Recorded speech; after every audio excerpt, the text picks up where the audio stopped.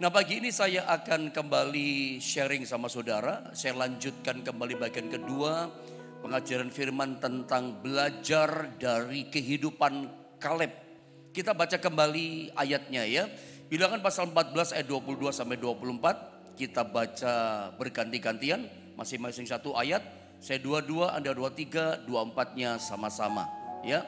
Ayat 22 begini kata firman Allah, semua orang yang telah melihat kemuliaanku dan tanda-tanda mujizat yang kuperbuat di Mesir dan di padang gurun, namun telah 10 kali mencobai aku dan tidak mau mendengarkan suaraku. 23 teruskan, lanjutkan. Pastilah tidak akan melihat negeri yang kujanjikan dengan bersumpah kepada nenek moyang mereka.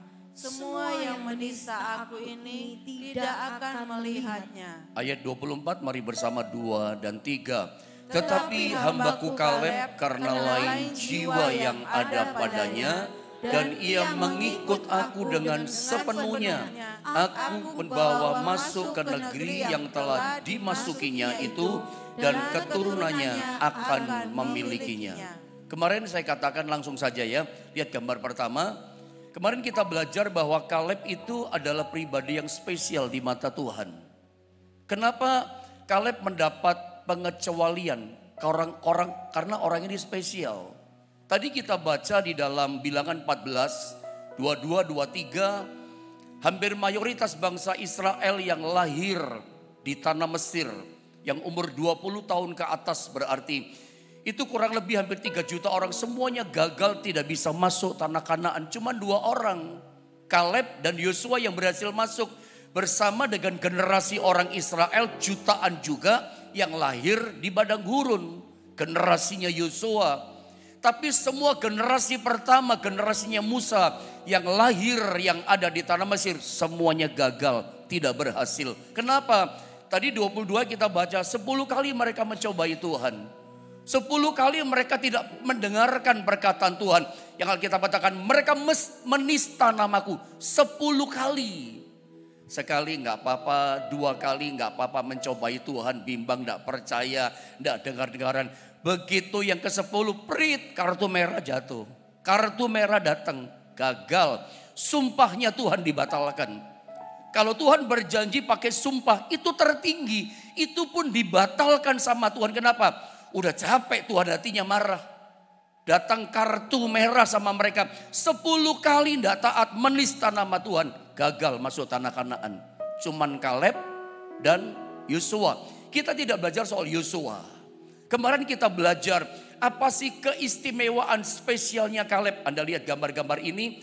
Dilihat gambar berikutnya ada 3 sebab kemarin kita belajar. Ya, Kaleb menjadi pribadi yang spesial di mata Tuhan. Pertama kemarin kita belajar sedikit saja. Rahasia pengecualian, kespesialisasi daripada Kaleb itu ada pada rahasia namanya. Kaleb artinya anjing. Anjing setia, anjing mengabdi, tidak gampang nyimpen dendam. Mau dipukul sama tuannya, dipanggil lagi, sini Brino datang lagi. Kopat kapit lagi ekornya. Lupa sama marahnya. Itulah sikap Kaleb. Kaleb itu seorang spesial berharga di mata Tuhan. Itu ketahuan nampak kelihatan dari apa? Sikapnya, dari arti namanya. Kalau Anda mau belajar poin pertama, lihat khotbah pengajaran firman yang kemarin, doa bagi yang kemarin. Saya langsung masuk pada poin yang kedua saja supaya tidak berkepanjangan. Yang kedua, kenapa seorang yang bernama Kaleb ini dia spesial di mata Tuhan? Dapat pengecualian, semua gagal, semua tidak berhasil. Orang ini masuk tanah Kanaan. Kenapa? Yang kedua, ada 2 sebab, ada 3 sebab. Yang kedua sebabnya ini, karena Kaleb ini memiliki roh yang berbeda. Saya baca ayatnya ya, bilangan 14 di ayat 24. Yang pertama ada pada arti namanya anjing setia dan seterusnya. Yang kedua, punya roh berbeda. Bilangan 14:24 dikatakan, tetapi hambaku Kaleb karena lain jiwa yang ada padanya, dan ia mengikut aku dengan sepenuhnya. akan kubawa masuk ke negeri yang telah dimasukinya itu, dan keturunannya akan memilikinya. Perhatikan kata, karena lain jiwa yang ada padanya. Orang ini beda, orang ini lain, jiwanya lain. Terjemahan katakan rohnya berbeda. Terjemahan bahasa Inggris dalam versi New King James Version diperjelas. Sangat clear kalimat ini mengatakan different spirit. Lain jiwa padanya, itu artinya dia punya yang namanya roh yang berbeda, different spirit. Apa sih artinya roh yang berbeda? Kaleb ini bedanya di mana? Rohnya yang beda, spiritnya yang beda, semangatnya yang beda sama yang lain. Yang lain mundur, nggak bisa, kita maju. Yang lain ketika tidak ada air, yang lain ketika kepanasan ke padang gurun, yang lain merasa bosan dengan mana tiap hari. Kaleb berkata apa? Enggak, dia tetap setia sama Tuhan. Yang lain kecewa hadapi tantangan, dia tetap percaya, tidak ada kebimbangan, tidak ada keraguan. Kaleb ini berbeda. Yang lain mungkin takut ketika hadapi para raksasa masuk tanah Kanaan. Kaleb berkata apa? Oh enggak, yang menyertai mereka sudah meninggalkan mereka. Yang menyertai kita kuasanya jauh lebih besar. Kita pasti menang, kita bisa masuk menduduki tanah Kanaan karena ada Allah yang menyertai kita. Kaleb ini lain loh. Semangatnya lain, rohnya berbeda sama yang lain. Yang lain mundur, dia maju. Yang lain takut, dia berani. Yang lain kecewa, udah ngedumel kata orang Jawa. Udah bersungut-sungut, udah ngomel. Susah ikut Yosua, susah ikut Musa. Gara-gara Musa bawa kita keluar dari tanah Mesir, kita jadi susah. Yosua gak pernah ngomel begitu. Gak pernah dia kecewa, tetap ikut Tuhan dengan setia dia. Itu Yosua, itu namanya Kaleb. Kaleb itu taat sama Tuhan. Yang lain udah meninggalkan kesetiaan, dia tetap taat. Itulah yang namanya Kaleb. Mari kita belajar dari seorang bernama Kaleb pagi ini. Dan saya percaya hari-hari ini di akhir zaman sesungguhnya Tuhan sedang mencari pribadi-pribadi yang mentalitasnya, karakternya seperti Kaleb, saudara. Punya roh yang berbeda, spiritnya beda, semangatnya beda. Hadapi masalah gak memble. Jangan kita jadi orang Kristen yang sama dengan yang lain, di atas rata-rata. Jadilah orang Kristen yang berbeda, Kristen yang luar biasa, Kristen yang spesial gitu loh. Kalau kita pesan di restoran nasi goreng saja ada yang spesial, ya kan? Ada ayamnya, ada 2 telurnya kali spesial saudara ya. Kalau nasi goreng ada spesial, spesial berarti telurnya itu ada 2, bahkan ayamnya mungkin dagingnya lebih bagus, lebih enak. Spesial. Kalau makanan saja ada yang spesial, kenapa kita gak mau jadi anak Tuhan, orang Kristen, hamba Tuhan yang spesial? Jangan yang biasa. Saya percaya hari-hari ini di akhir zaman Tuhan cari orang Kristen, hamba Tuhan yang spesial seperti ini. Tidak sama dengan yang lain. Tuhan akan percayakan perkara yang besar. Tuhan akan lakukan perkara yang besar. Tuhan akan percayakan berkat-berkat yang besar. Tuhan akan berikan kepada dia visi-visi yang besar. Kenapa? Dia punya semangatnya beda. Ada banyak orang udah kalah sebelum perang. Dia malah berani maju. Itu Kaleb. Tuhan cari orang seperti ini. Saya tunjukkan contoh-contoh sama saudara. Bahwa memang orang ini spesial gitu. Orang ini memang layak dapat hadiah dari Tuhan tanah Kanaan. Orang ini memang kelihatan nampak saudara. Orang itu kalau punya roh yang berbeda gitu ya. Punya spirit yang berbeda, rohnya semangat itu nampak, kelihatan. Orang itu kalau semangat kelihatan dari cara dia ngomong. Kelihatan dari tindakannya dia. Ya, orang lain berkata, udah deh nyerah aja di sini. Oh enggak, kita pasti bisa bersama dengan Tuhan. Ada Tuhan menyertai kita. Orang itu kalau memang dasarnya rohnya beda, semangatnya beda. Loh itu nampak dari kesehariannya dia. Dari perkataannya, tindakannya, pelayanannya. Bagaimana cara kerja bisnisnya setiap hari. Itu kelihatan saudara. Orang bisa lihat, orang ini beda ya.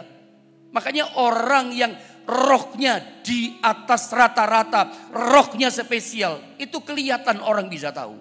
Makanya Tuhan cari ini orang seperti ini, dipercayakan visi perkara yang lebih besar sama Tuhan. Saya tunjukkan beberapa contoh sama saudara. Yosua pasal 14, coba kita lihat. Yosua pasal 14 ayat 10 sampai 12. Saya bacakan ayat ini ya. Di usia 85 tahun dia datang sama Yosua. Nagih meminta janji Tuhan lewat Musa. Kiryat Arba, Gunung Hebron dia minta. Pegunungan Hebron itu daerah Arba. Penghuninya para raksasa. Saya baca dulu saja ayat ini saudara ya. Yosua 14 ayat 10 sampai 12. Saya baca begini kata firman. Jadi sekarang kata Kaleb, sesungguhnya Tuhan telah memelihara hidupku seperti yang dijanjikannya. Kini lihat sudah 45 tahun lamanya sejak diucapkan Tuhan firman itu kepada Musa. Dan selama itu orang Israel mengembara di padang gurun. Jadi sekarang telah berumur 85 tahun aku hari ini. 85 tahun. Lalu dikatakan pada waktu ini aku masih sama kuat seperti pada waktu aku disuruh Musa. 45 tahun yang lalu. Seperti kekuatanku pada waktu itu, demikianlah kekuatanku sekarang untuk berperang dan untuk keluar masuk. Lihat ayat 12. Oleh sebab itu berikanlah kepadaku pegunungan. Maksudnya pegunungan Hebron di Kiryat Arba. Yang dijanjikan Tuhan pada waktu itu lewat Nabi Musa. Sebab engkau sendiri mendengar pada waktu itu bahwa di sana ada orang enak. Siapa orang enak? Orang-orang raksasa. Banyak penghuninya para raksasa. Dengan kota-kota yang besar dan berkubu. Mungkin Tuhan menyertai aku. Dia percaya penyertaan Tuhan. Sehingga aku menghalau mereka, menaklukkan mereka. Seperti yang difirmankan Tuhan. Apa yang kita bisa pelajari dari ayat ini? Umurnya Kaleb 85 tahun. Sudah opa, sudah engkong. 85 tahun itu sudah tua. Tapi lihat, umurnya boleh tua, usianya boleh tua 85 tahun. Semangatnya muda. Boleh saya ulang untuk saudara. Umurnya tua, usianya 85 tahun. Tetapi semangatnya menggelora. Semangatnya menyala-nyala. Semangat sekali ini orang 85 tahun yang namanya Kaleb. Bandingkan dengan orang yang hidup pada akhir zaman sekarang ini, hari-hari ini. Kita seringkali melihat seorang anak muda umur masih 30 tahun. Umur masih 40 tahun. Tapi semangatnya kayak orang umur 80 tahun. Benar apa tidak saudara yang saya katakan? Ya. Kerja masih umur 30 udah ada semangat. 40 tahun itu umur lagi produktifnya. Lagi tinggi-tingginya tuh umur segitu. Nggak ada semangat. 40 tahun, 30 tahun umurnya. Semangatnya udah kayak opa 80 tahun. Kebalikannya Kaleb. Umur 80 tahun. Semangatnya kayak orang umur 40 tahun itu Kaleb. Semangatnya bergelora menyala-nyala. Dari sini kita lihat. Memang benar kelihatan beda dari tindakannya, perbuatannya, omongan mulutnya sama Yosua. Orang itu kalau punya roh yang berbeda, punya yang disebut different spirit, spiritnya beda. Itu cara tindakan keseharian berbeda, nampak dari perkataan dan perbuatannya. Saya ulang, Tuhan cari hari-hari ini orang seperti ini jadi mata perhatian Tuhan. Yang mau dipakai, yang mau diberkati dengan perkara besar adalah orang-orang yang punya roh yang berbeda. Tidak mudah menyerah hadapi tantangan. Meskipun di Hebron itu para raksasa, dia gak takut. Terbukti dia bisa kalahkan raksasa 1, 2, 3, 4, 5 seterusnya. Dia bisa taklukkan itu. Sampai dengan anak cucunya keluarga besarnya masuk di Hebron. Tinggal di Hebron, menikmati Hebron yang dijanjikan Tuhan. Kenapa? Semangatnya beda. Untuk mendapatkan perkara yang besar itu butuh diperjuangkan. Dan Kaleb berhasil itu. Saya mau tunjukkan beberapa contoh lagi sama saudara. Kelihatan loh. Orang itu kalau punya different spirit. Sikap optimis. Different spirit itu boleh dikatakan sikap yang optimis. Bukan yang pesimis tapi optimis. Nah, sikap optimis Kaleb yang membuatnya sanggup berkata di Yosua 14 ayat 12. Orang kalau nggak punya roh yang berbeda, different spirit, sikap yang optimis, nggak mungkin bisa ngomong seperti Yosua 14 ayat 12, seperti Kaleb berkata kepada Yosua. Lihat ayat 12 ini saya bacakan ulang sekali lagi buat Anda. Oleh sebab itu berikanlah kepadaku pegunungan Hebron di Arba yang dijanjikan Tuhan pada waktu itu, sebab engkau sendiri mendengar pada waktu itu bahwa di sana ada orang enak dengan kota-kota yang besar dan berkubu. Mungkin Tuhan menyertai aku. Dia percaya dengan penyertaan Tuhan. Sehingga aku menghalau mereka, mengalahkan mereka, menaklukkan mereka seperti yang difirmankan Tuhan. Lihat sikap optimis Kaleb membuat dia bisa berkata, mampu berkata, berikan janji Tuhan Kiryat Arba itu kepada gunung Hebron itu untuk aku taklukkan. Meskipun Kaleb, saya ulang, tahu penghuninya suku bangsa enak, para raksasa, tapi dia maju loh, dia kalahkan. Kenapa dia berani menghadapi Arba yang sama dengan tantangannya yang besar? Jadi kalau pagi ini begini, ada di antara Anda sedang menghadapi yang namanya Goliat. Masalahmu itu Goliat besar-besar. Belajar dari Kaleb. Belajar bagaimana kita bisa mengalahkan Goliat masalah kita yang besar. Tiru Kaleb, optimis, different spirit, tidak mudah menyerah. Generasi sekarang mudah menyerah. Mari belajar kembali kepada tokoh di masa lalu yang menjadi inspirasi kita pagi ini. Punya semangat yang berbeda, punya roh yang berbeda. Dan akhirnya dia bisa kalahkan loh pegunungan Hebron itu, orang-orang di sana. 1, 2, 3, 5 raksasa dia bisa kalahkan. Menang dia, saudara. Ini seperti Paulus dalam perjanjian baru. Yang berkata dalam Filipi pasal yang keempat ayat yang ketiga. Paulus juga mengatakan hal yang sama. Mari sama-sama kita baca ayat yang sangat legend, terkenal. Ayat yang sangat kita hafal barangkali ini. Filipi 4 ayat 13, mari bersama kita baca 1, 2, dan 3. Segala perkara dapat kutanggung di dalam Dia yang memberi kekuatan kepadaku. Hanya orang-orang yang optimis, hanya orang-orang Kristen yang punya yang namanya different spirit, roh yang berbeda, semangat yang berbeda, iman yang berbeda, yang bisa berkata begini, segala perkara dapat kutanggung di dalam Dia yang memberikan kekuatan kepadaku. Sama dengan Kaleb, dia berani hadapi Hebron karena dia percaya penyertaan Tuhan dalam hidupnya. Dia percaya janji Tuhan pasti akan digenapi.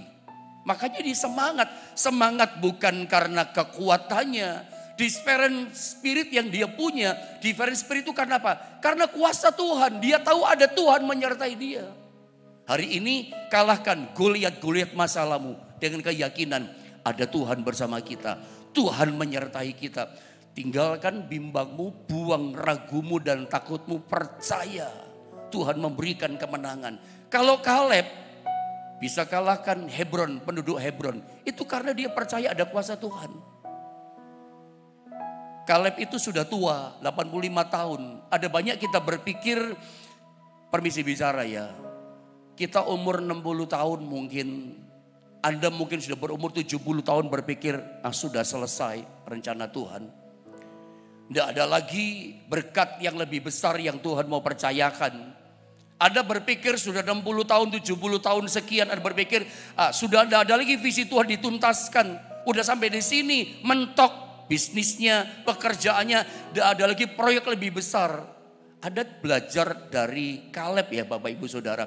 Maafkan saya yang muda bukan menggurui yang tua. Tetapi saya cuma memperkatakan isi hati Tuhan firman. Kita bisa ambil hal yang positif dari cerita Kaleb. Udah 85 tahun mau apa dipikir. Kalau kita berpikir sudah tidak ada perkara besar di masa depan. Sudah gak ada janji Tuhan di depan. Ternyata tidak. Kaleb percaya di depan sana di pegunungan Hebron itu ada janji Tuhan. Ada tanah yang subur, ada berkat yang besar di sana. Dia percaya yang di depan itu buat masa depanku. Dia masih percaya visi Tuhan di depan loh. Dia masih percaya ada rencana Tuhan yang baru lagi di sana. Itu Kaleb. Inilah disebut dengan different spirit. Roh yang berbeda, jiwanya beda sama yang lain. Yang lain udah menyerah, ya sudahlah mau apa lagi. Kaleb tidak. Kepada orang muda, Tuhan masih percayakan perkara yang besar. Bukan berarti yang 60 tahun, 70 tahun sudah tidak ada lagi rencana Allah yang kita bisa buat dalam hidup kita. Ingat, kegagalan kita di masa lalu atau kegagalan kita yang sekarang ini sedang kita hadapi, itu bukan berarti di depan sana kita gagal terus. No, di depan ada janji Tuhan yang sekarang kita mesti berubah. Milikilah different spirit. Roh kita mesti beda. Kemarin boleh gagal, sekarang boleh gagal. Di depan itu masih ada janji Tuhan yang luar biasa loh. Tuhan cari orang-orang yang punya roh yang berbeda seperti Kaleb. Untuk Tuhan berikan mujizatnya yang besar, perkara yang besar, perbuatan yang besar. Kepada siapa? Different spirit. Orang itu punya enggak? Kaleb punya. Orang yang punya different spirit berani berkata segala perkara dapat ku tanggung di dalam Dia yang memberikan kekuatan kepadaku. Miliki ini. Bukan berarti sudah tua seperti Kaleb. Oh udah selesai. Tidak ada lagi yang Tuhan mau percayakan. Tidak ada lagi masa depan yang Tuhan mau beri lebih cerah. Di depan sekarang udah bagus. Di depan ada yang lebih bagus. Sudah cerah. Di depan ada lebih cerah. Termasuk dalam pelayanan. Saya banyak melihat ada orang-orang yang sudah usia 60 tahun. Secara logika ya, melayani Tuhan sudah umur 60 tahun memulai merintis. Susah lah. Tapi ada beberapa orang saya lihat dipanggil Tuhan usia tua. Sudah sekitar 60 tahun sekian. Begitu dipakai Tuhan luar biasa loh pelayanannya. Karena memang kita gak bisa lihat, sudah berhenti. Percaya gak? Milikilah yang berbeda. Di depan ada janji Tuhan yang dahsyat yang Tuhan percayakan dalam hidup kita. Ada satu contoh fakta di dunia ini. Ada seorang yang bernama Kolonel Harlan Sanders. Seorang pensiunan angkatan darat dari Amerika Serikat, USA. Setelah dia pensiun dari angkatan darat, dia mencoba bekerja bermacam-macam pekerjaan untuk menyambung masa depan hidupnya dan keluarganya. Gagal. Terakhir pekerjaannya semacam buka pom bensin, rugi. Lalu dia hobi masak. Kenapa dia gak tawarkan masakannya? Masak macam-macam, tapi intinya akhirnya dia fokus pada namanya ayam ini. Ya, mungkin panjang ceritanya tapi saya pendekkan. Dia bisa membuat ayam yang namanya KFC kemudian ini. Kentucky Fried Chicken. Ini ayam kalau dimakan orang empuk keras gitu ya. Sampai setelah makan seringkali waktu itu orang menjilati tangannya. Saking enaknya mungkin masakan ayamnya pada waktu itu. Sampai hari ini pun enak kan. Anak-anak muda, anak kecil kita paling suka ini kan. Dia coba tawarkan ayamnya. Resep masakan ayam gorengnya itu yang dia sempurnakan makin enak itu dia tawarkan. Tadinya dia coba ke stasiun-stasiun, ke rumah-rumah. Banyak menolak. Dia sempurnakan lagi resep ayam gorengnya. Dia tawarkan di rumah makan restoran-restoran besar. Kebanyakan menolak. Diterima di 5 restoran besar. Akhirnya resep makanan ayam gorengnya ini makin terkenal. Chefnya dia yang masak, resepnya dari dia. Di-franchise-kan kira-kira begitu saudara. Dan hari ini kita tahu yang namanya waralaba, KFC itu terbesar di dunia, besar gitu ya. Sekarang mungkin sudah ribuan, puluhan ribu, bahkan udah berapa lagi jumlahnya. Di setiap negara kayaknya ada Kentucky Fried Chicken, KFC. Tahukah Anda, dia memulai bisnis usaha waralaba, KFC-nya umur berapa? Diperkirakan umur 66 tahun. Yang secara pikiran manusia, ya secara ngomong bisnis ekonomi, udah habis nih umur segini. Mulai kerja bisnis kok 66 tahun. Rasanya gak mungkin udah selesai. Gak mungkin bisa jaya, gak mungkin bisa anak tangga kesuksesan. Gak ada harapan. Tapi kenyataan contoh pada generasi kita ini ada yang berhasil. Namanya Kolonel Harlan Sanders. 66 tahun dia berhasil membuka usaha namanya Kentucky Fried Chicken. Di usia 66 tahun. Sukses berhasil mendunia di mana-mana. Siapa sangka? Kenapa begitu? Perjuangannya batang menyerah, ditolak, gak menyerah. Dia punya keyakinan satu kali pasti berhasil. Sekali berhasil, sukses dia. Seperti itulah kehidupan. Kita boleh mengalami berkali-kali kegagalan. Begitu dibuka pintu kesempatan sukses, Anda berhasil terus diangkat sama Tuhan. Makanya jangan menyerah. Milikilah sikap yang optimis, sikap yang different spirit, pantang menyerah, never give up. Meskipun sudah 66 tahun, udah usaha berkali-kali gagal, tapi satu kali berhasil, itu mengharumkan namanya, membawa kesuksesan dalam dirinya. Kita belajar dari kisah ini. Kita kembali kepada kisah yang namanya Kaleb. Nah, Kaleb bukan sebuah perjuangan yang mudah bagi Kaleb untuk merebut pegunungan Hebron, raksasa penduduknya. Kebanyakan begitu. Mujizat itu tidak terjadi begitu saja seperti turun dari langit, belum sakarung gitu, enggak. Butuh perjuangan. Kayak contoh Kolonel Sanders. Ketika dia sukses mati umur 90 tahun Kolonel Sanders. Tahun 1980 beliau meninggal umur 90 tahun. Tapi dia sempat menikmati kesuksesannya. Sempat menikmati keberhasilannya. Lewat apa? Perjuangan.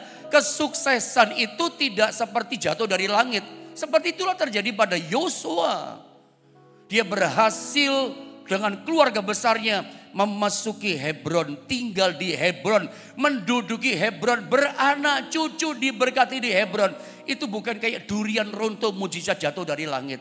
Itu perjuangan. Dia mesti hadapi penduduk Hebron dengan peperangan. Dia kalahkan satu demi satu demi satu sampai ditumpas Hebron dan dia menang. Dan dia menang karena apa? Semangatnya yang berbeda. Udah tua loh, 85 tahun. Kalau dipikir, tidak mungkin bisa. Tapi semangat itu membuat dia bisa. Hari ini, bagi Anda yang rasanya udah putus asa karena kegagalanmu. Udah frustasi dalam pekerjaan karena gagal dan gagal lagi Pak Pendeta.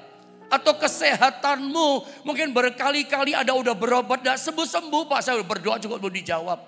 Apakah sudah patah semangatmu hari ini? Belajar dari tokoh Kaleb menginspirasi kita. Bangkitkan semangatmu. Tuhan cari pagi ini dengan matanya Tuhan. Orang-orang yang punya yang namanya different spirit yang dia cari. Engkau punya enggak itu? Semangat yang berbeda. Saya percaya orang yang punya semangat yang berbeda. Orang lain ngomel, dia tetap bersyukur. Orang kecewa, dia tetap bersyukur menyembah Tuhan. Itu ada pada Kaleb, miliki itu.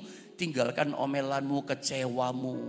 Mundurmu sekarang maju sama Tuhan. Tetap cari Tuhan. Yang tadinya doanya udah kendor, sekarang berdoa lagi sama Tuhan. Semangat sampai mujizat Tuhan dinyatakan dalam hidup saudara. Saya pernah baca sebuah kisah tentang Wilma Rudolph. Seorang wanita dari kulit hitam dari Amerika. Seorang wanita yang memecahkan rekor medali 3 medali emas dalam satu pertandingan lari. Lari 100 meter, 200 meter, 400 meter. Dia menang semua juara satu. Memecahkan medali emas, memecahkan rekor. Mungkin sampai hari ini belum pernah ada memecahkan rekor 3 lomba lari sekaligus. Medali emas juara satu semua untuk Amerika. 1960 dia menang itu. Padahal ternyata rasanya mustahil. Latar belakang orang ini waktu umur 5 tahun kena panas tinggi. Nggak tahu sakit apa, nggak ngerti saya. Gara-gara sakit panas nggak sempat diobati orang tuanya. Maklum karena Wilma Rudolph itu 22 bersaudara. Dia anak ke-20. Anda bayangkan satu rumah anaknya 20. Dia anak nomor 20. Sakit dia. Tidak sempat diobati, saking panasnya lumpuh kakinya. Udah sampai umur 9 tahun dia lumpuh. Ketika umur 9 tahun ngomong, "Mama, aku pengen jalan, bosan sama tongkat besi ini." Mamanya berkata, "Tapi bagaimana mungkin, udah 4 tahun kamu lumpuh, kakimu udah kecil. Tapi kalau kamu berjuang," kata mamanya, "kalau kamu berusaha nanti kamu bisa." Hebat ini mama. Kamu berjuang kamu bisa, bisa jalan. Ketika dia mulai bisa jalan, usia 12-13, ngomong sama mamanya waktu remaja, "Ma, aku pengen jadi pelari." "Pelari apa?" "Ya pelari cepat itu mah, olahraga atletik pelari itu." Mamanya bingung, tapi mamanya support. "Ya sudah, kamu latihan lari dengan semangat, kamu nanti jadi bisa juara jadi pelari." Makanya setiap kali ada perlombaan lari, Wilma Rudolph ikut. Perlombaan lari dia ikut. ya nomor 1 dari belakang, kalah terus. Karena dia waktu jalan pun jalannya agak berbeda sama yang lain. 4 tahun lumpuh kok, udah gak normal tulang sama urat-uratnya dia. Tapi akhirnya bisa jalan sampai lari. Satu kali karena dia latihan terus, terpilih sama negara dipilih. Mewakili Amerika Olimpiade, menang tadi dalam 3 lomba lari 100, 200, 400 meter. 3 medali emas dia dapat, memecahkan rekor. Padahal kecilnya 5 tahun lumpuh, tapi juara. Kenapa? Semangatnya berbeda. Kalau orang lain ya sudah lumpuh ya segini mau apa lagi, bangkrut ya sudahlah, nggak sembuh ya sudahlah, nggak pernah ikhtiar, nggak coba berusaha, nggak coba cari Tuhan. Wilma Rudolph ini contoh juga buat kita, semangat pantang menyerah. Mari kita belajar dari kisah ini. Nah, saya mau coba selesaikan beberapa menit. Jadi yang pertama, rahasia spesial daripada Kaleb itu ada pada arti namanya dog, anjing. Yang kedua, dia itu punya semangat yang berbeda, roh yang berbeda, pantang menyerah. Sampai Hebron dia kalahkan. Kenapa dia spesial? Ada sebab yang ketiga. Karena Kaleb itu dikatakan ikut Tuhan dengan sepenuh hati. Tadi kita udah baca ayatnya kan. Namanya Kaleb dan dia punya jiwa yang lain dan dia ikut Tuhan sepenuh hati. Nah, sekarang kita lihat Kaleb itu yang ketiga punya sebab spesial karena sepenuh hati dia ikut Tuhan. Saya tunjukkan beberapa ayat. Bilangan 32 ayat 11 sampai 12. Saya baca dengan cepat, dikatakan begini. Bahwasanya orang-orang yang telah berjalan dari Mesir yang berumur 20 tahun ke atas tidak akan melihat negeri yang kujanjikan dengan bersumpah kepada Abraham, Ishak dan Yakub, oleh karena mereka tidak mengikut aku dengan sepenuh hati. Ini seperti Tuhan teriak, kamu semua ikut aku tidak sepenuh hati. Kecuali Kaleb, perhatikan ayat 12. Kecuali Kaleb bin Yefune orang Kenas itu dan Yosua bin Nun, sebab keduanya mengikut Tuhan dengan sepenuh hatinya. Saya tertarik dengan kata kecuali. Karena ketika saya secara estafet baca kisah tentang Kaleb, saya banyak menemukan kata kecuali. Kecuali Kaleb bin Yefune. Kamu gak bisa melihat tanah Kanaan. Kecuali Kaleb bin Yefune masuk tanah Kanaan. Karena dia ikut aku dengan sepenuh hati. Setiap kali saya temukan nama Kaleb ditulis, nama Kaleb muncul disebutkan, itu ada kata kecuali Kaleb bin Yefune. Masuk tanah Kanaan, ikut aku dengan sepenuh hati. Ada kata kecuali. Kita kan bicara orang ini orang spesial di mata Tuhan. Ada pengecualian. Makanya ada kata kecuali Kaleb bin Yefune. Saya temukan beberapa ayat loh. Contoh lagi misalnya Bilangan 14 ayat 30. Kita ketemu kata kecuali. Bahwasanya kamu ini tidak akan masuk ke negeri yang dengan mengangkat sumpah telah kujanjikan akan kuberi kamu diami. Kecuali Kaleb bin Yefune dan Yosua bin Nun. Kita ketemu kata kecuali. Muncul Kaleb. Orang ini dapat pengecualian. Saya tambah lagi ayat. Lihat ayat ini. Dalam Ulangan 1 ayat 34 sampai 36. Lihat ayat 36 saja langsung. Dikatakan semuanya gagal. Sumpahnya Tuhan itu kayak tidak terjadi sama mereka. Mereka yang melanggar, bukan Tuhan masalahnya. Ayat 36. Kecuali Kaleb bin Yefune. Dia yang masuk. Nah, pertanyaannya, kenapa setiap kali muncul nama Kaleb di depannya ada kata kecuali Kaleb. Kenapa orang dapat pengecualian? Jawabannya ini, karena dia ikut Tuhan sepenuh hati.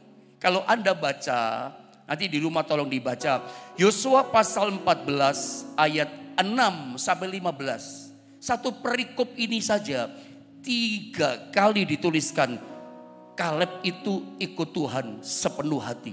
Ikut Tuhan sepenuh hati. Ikut Tuhan sepenuh hati. 3 kali loh. Kenapa orang ini dikatakan kecuali, dapat pengecualian? Sebab dia ikut Tuhan sepenuh hati. Di satu perikop ini saja, Yosua 14, 6 sampai 15 ayatnya. 3 kali Tuhan ngomong sepenuh hati, sepenuh hati. Seperti Tuhan itu teriak hatinya berkata begini. Kamu semua udah lihat mujizat di tanah Mesir. Laut terbelah 2. Dipelihara di padang gurun. Kamu semua ikut aku tidak bisa sepenuh hati. Kaleb ini loh kecuali ikut aku sepenuh hati. Ini pun seperti Tuhan minta sama kita. Belum ditolong, belum terima berkat, belum lihat mujizat. Bisa nggak ikut Tuhan sepenuh hati?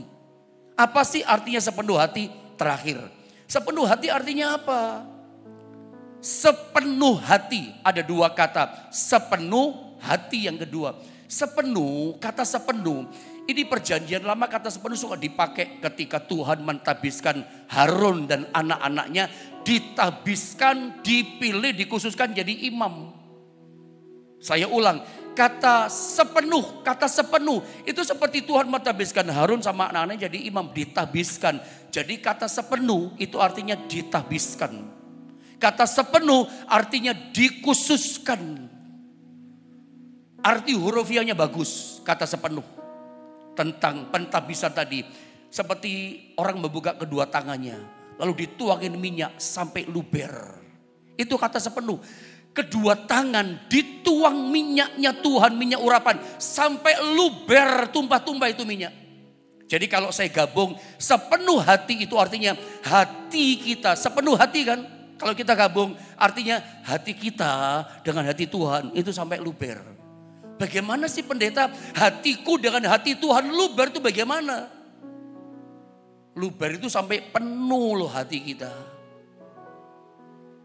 Ada tahu hati lawannya luber, itu tekor. Tahu orang yang tekor sama Tuhan bagaimana? Kalau hati luber, itu ya persis kayak Kaleb. Orang yang kecewa, dia bersyukur. Orang yang mundur, dia maju. Tidak ada persungutan, sepenuh hati kok. Yang lain udah ngomel-ngomel, tetap setia, siap Tuhan, iya Tuhan. Tidak ada perbantahan, itu sepenuh hati. Lawannya sepenuh hati itu tekor, gampang ngomel. Tahu tekor seperti apa? Lihat pintu di rumah saudara. Kalau engselnya minyaknya kering. Lihat, ada buka pintu, tutup pintu, bunyi ngek, ngek, ngek. Itu hati kita kan. Karena apa? Nggak ada minyak. Gesekan logam sama logam ada karatnya kali. Gesekan. Orang Kristen. Kita itu kan imam-imamnya Tuhan. Imamat yang rajani. Harusnya imam itu luber dengan minyaknya Tuhan. Nggak gampang teriritasi. Orang Kristen apalagi kita hamba-hamba Tuhan, imam-imam Tuhan. Harusnya kita luber dengan minyaknya Tuhan. Nggak gampang teriritasi kita. Ada masalah, nggak gampang ngomel. Ada masalah, nggak gampang kecewa. Ada kesulitan, nggak gampang kita dendam sama orang. Nggak gampang kita marah sama orang. Kenapa? Minyaknya luber kok. Bisa mengampuni, bisa memaafkan. Imam itu limpah dengan minyak Tuhan. Anak Tuhan, kita semua itu imamat rajani. Imam bukan cuma saya, Anda juga imam-imam di hadapan Allah. Harusnya imam itu kayak yang namanya Kaleb, luber minyak Tuhan. Nggak gampang terprovokasi, nggak gampang ngek teriritasi. Gampang terpengaruh. Ikut Tuhan bukan lihat orang, ikut Tuhan lihat Tuhan. Hati kita luber sama hati Tuhan. Apapun kita kerjakan, Tuhan yang kita pandang. Bukan ini si A, si B, si C. Kalau kita punya 3 perkara ini, kita akan selalu mengalami ini. Berkat yang Tuhan janjikan. Bukan di Mesir yang kurang terus, bukan yang di padang gurun cukupan. Tapi berkat berkelimpahan Tuhan berikan buat kita. Waktu kita terbatas. Jadilah orang-orang spesial di mata Tuhan. Terutama kita belajar pagi ini. Semangat berbeda. Ayo yang putus asa bangkit kembali. Sampai janji Tuhan dinyatakan dalam hidup setiap saudara. Mari sama-sama kita berdoa saudara ya.